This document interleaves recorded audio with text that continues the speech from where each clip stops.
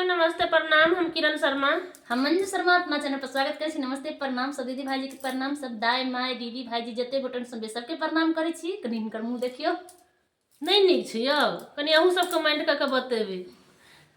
और कैला बुझे छियै मन उदास हो गेलै, मेला देखे जाए के परिक्रमा हमरा गाँव में उठल छी ना, परिक्रमा सब जा रहल छी देख, लेकिन हमरा सब कहै छी नहीं जाए के लेल वीडियो बना के देखे छै, हमेशा रहे छथिन वीडियो ला परेशान भेल आ मेला देखे नहीं जाए दे त मुंह नहीं हरूस भ जेतै। कनी अहाँ सब मेला देख हम तो खुश हो भी आप ए पर वीडियो डाल के कते आदमी खुश हेते हैं।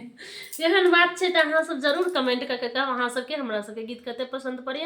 और हम दोनों देवरानी जेठानी बेटा विवाह गीत बनावे जा रहल छी। अहाँ सब बहुत प्यारा सा बेटा विवाह अखन के दौर में सास ससुर के जतन में कन्या नहीं रहे छै, तई दिन में पति परदेश जाय छले तो कह दे छलखिन माई के पहले कुशल मंगल मतलब कन्या सब पिछ कर गीत के माध्यम से अहाँ सबके पूरा सुना। बहुत प्यारा सा गीत है। तो मेला देखे जेबी ना।